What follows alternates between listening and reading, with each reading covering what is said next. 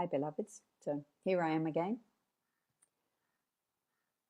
This is a bit of a tricky one to maybe talk about. Let's see if I can manage this one. I've written about it, but I don't know if I've never talked really about it so much, or not so straight. I would like to talk about the difference between a therapist and somebody who's doing a beautiful job with that and helping to show you things, and a person who is an enlightened person, somebody who has come to the point of being nobody. It's a very delicate subject because it sounds so much like ego or self-importance or whatever, but it's actually not.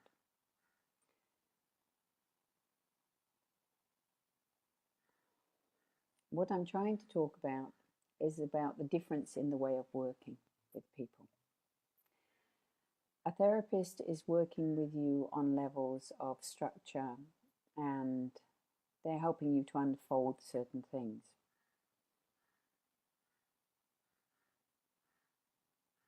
If you meet a person who is holding the space and is enlightened, and you feel drawn to them,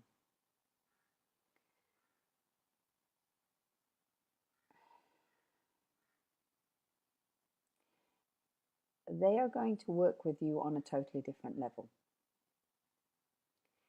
They are going to not be working on the surface level of what is obvious.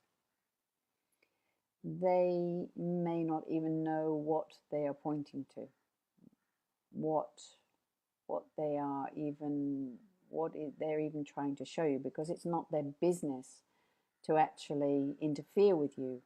Their business is to be maybe a halogen spotlight to show up all those things that you are most scared to look at and most scared to deal with, and that are hidden so deeply in you.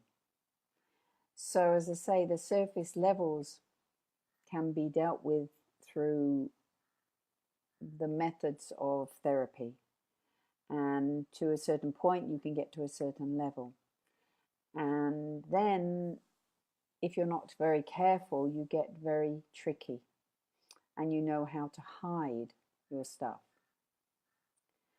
This is often where you really need to find somebody who is enlightened to hold the space for you.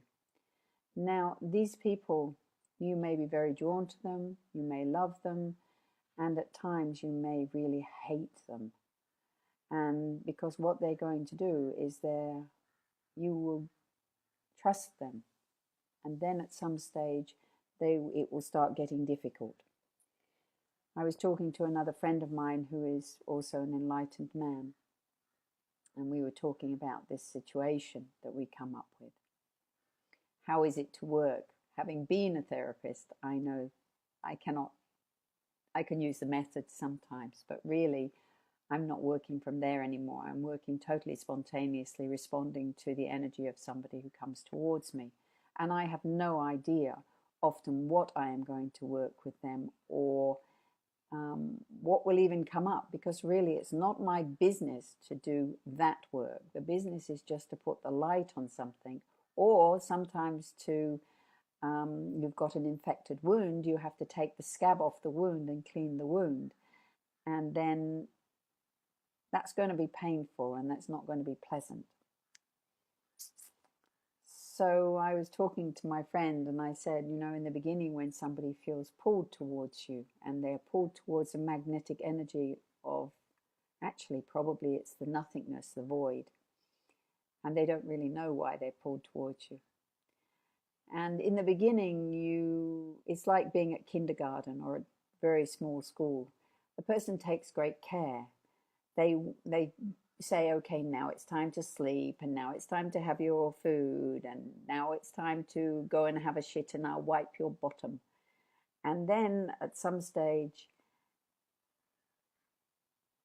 you move to another level and you go to primary school, and in primary school you have more responsibility and you are in a bigger class and you're taken care of in a not such personal way.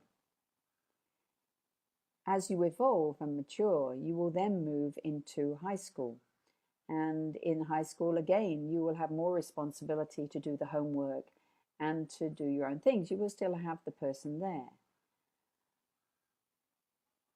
This is how it is if you're around an enlightened person in the beginning. They will work with you and they will be more gentle with you, and you may have more personal commitment and more personal connection with them. But eventually, if they're really working with you, they will not be wanting you to become dependent on them. They will, as you move, they will constantly be pushing you more and more to see your own stuff, to be aware of your own stuff, to take responsibility for your own stuff, and to not rely on them. They do not want to make you dependent. If an enlightened person comes towards you in your life, they do not need you. You have pulled them because you are obviously ready for that interaction. And in the world, we have got very used to you doing it for me, somebody doing it for you. I've got a headache, I'm going to just take a paracetamol and knock the headache out, but I'm not really, it's still going to be there, but I don't want to feel it. So it's very easy to not understand a person who is in the space. And you have to understand at times they will become, maybe they will either be very tough with you, or they might be very sweet with you, depending on what is the response that they have to the issues that is going to help you to shine the light on what you need to see that is holding you back. It is not our responsibility to do it for you. We are not judging you. We are seeing you. We see you. We don't judge you. It may feel like that because it's a wound, but we will probably poke at the thing that you are hiding deepest inside yourself that you do not want to look at, that you really don't want to look at. But at some stage, in this time on the planet where we are, it is time for us to go to this depth. We can no longer play the stupid games. You will get to a point where you can do how many groups? You can do the group 100 million times. And when you do the group, you feel great. And after the group, you probably feel great. And then after that, you start to sink down, and then you go, oh, I've got to go and do the group again, or I've got to go here again, otherwise I can't, I'm not happy. The enlightened one is trying to encourage you to be comfortable with your aloneness, because that is the challenge after groups and after being in a Sangha and all that. You will have to realize that you are alone. And that is very scary sometimes. It is the more mature step. And then you can be with everybody, but you're not afraid to be alone. And when you're not afraid to be alone, you are not manipulated by people or situations, because you start to know what supports you and what doesn't. And it is not about isolating yourself. You suddenly find then you can really enjoy the moments. So this is my strange gibberish this morning. The difference between working with a therapist, or even doing meditations, all those things are beautiful, or yoga, or whatever it is you're doing, and trusting an enlightened person. We are very blessed in this time on the planet. There are many ordinary, beautiful, enlightened people out there. And there are many people sharing in very beautiful ways. So I would say, if you find somebody that really resonates with you, don't hop around too much. Don't jump from one to the other. If you really find somebody, and if you find one that is ready to really sometimes kick your ass and not compromise, please do not think these people are not loving you. we usually only hit when we feel there is a reason and somebody is mature enough in that moment to be ready to shift. So if somebody that you trust, an enlightened person, and they hit you, or they give you something that you really don't fucking like, try and just step back into yourself and look and see what are the deeper levels is this touching in me. Because I tell you, there is nothing in us that wants to hurt anybody. But we are not afraid of being strong. We are not afraid of being straight. We are not afraid of seeing you, and we are seeing you in all your beauty. And that includes all the shit that we have. And the reason we can see this is because we have been through it probably more than you ever could. We have been the biggest shits. We've had to go through our stuff so much for this strange happening to happen. We have to have given up with ourselves so much. So how can we judge you? We can't judge you. But we do see you. And we have great bullshit detectors. So if you come with a smiley, smiley mask and underneath you are smelling like shit, we will smell the shit. We will not be taken in by the mask.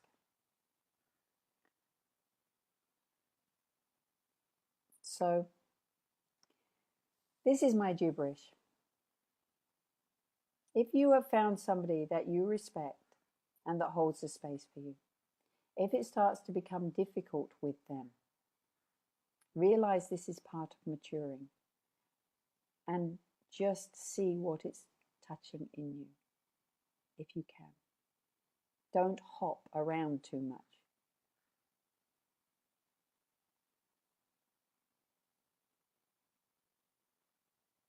Anyway, that's my gibberish for today. I don't really know how to put it out more than that. It's very magical. It's very mysterious how, from being a therapist originally, to being not a therapist, to just being an ordinary person.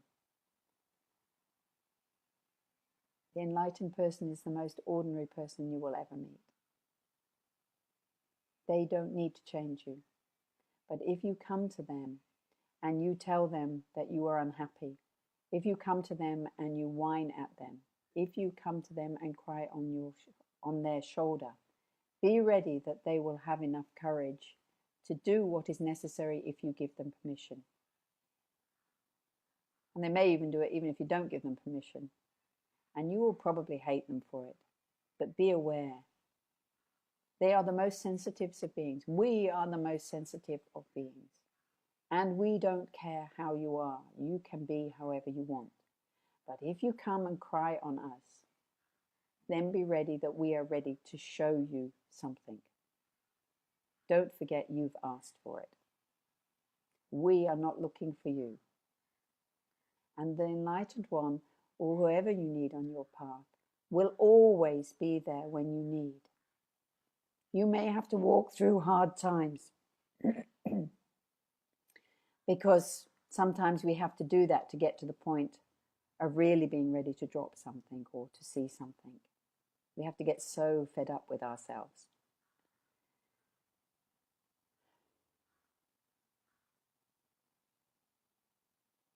So I wish you a beautiful day. And I know this existence will put whatever you need on your path for you to mature and to grow. And it never gives you anything. Everything is of value. Everything is of value. But do you have the eyes to choose to see it? Find the gift in everything. And when it is tough, find the gift in that also.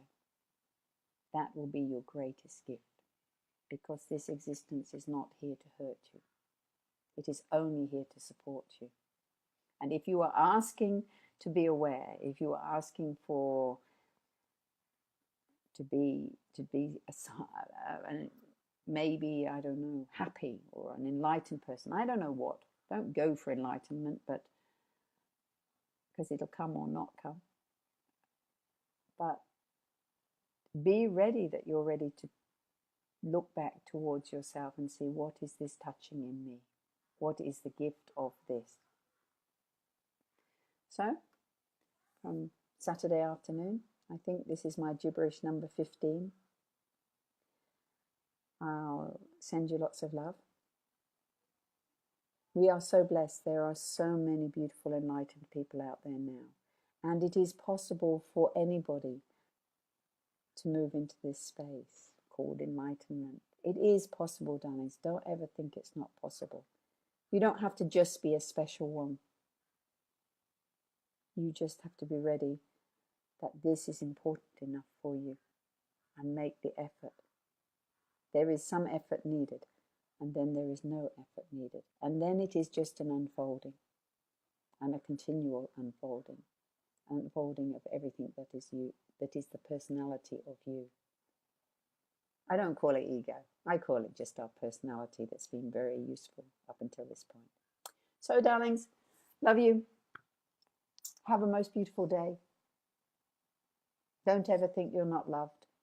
Don't ever think you're not valuable for the unique one you are. I send you lots of love. Okay. Bye for today.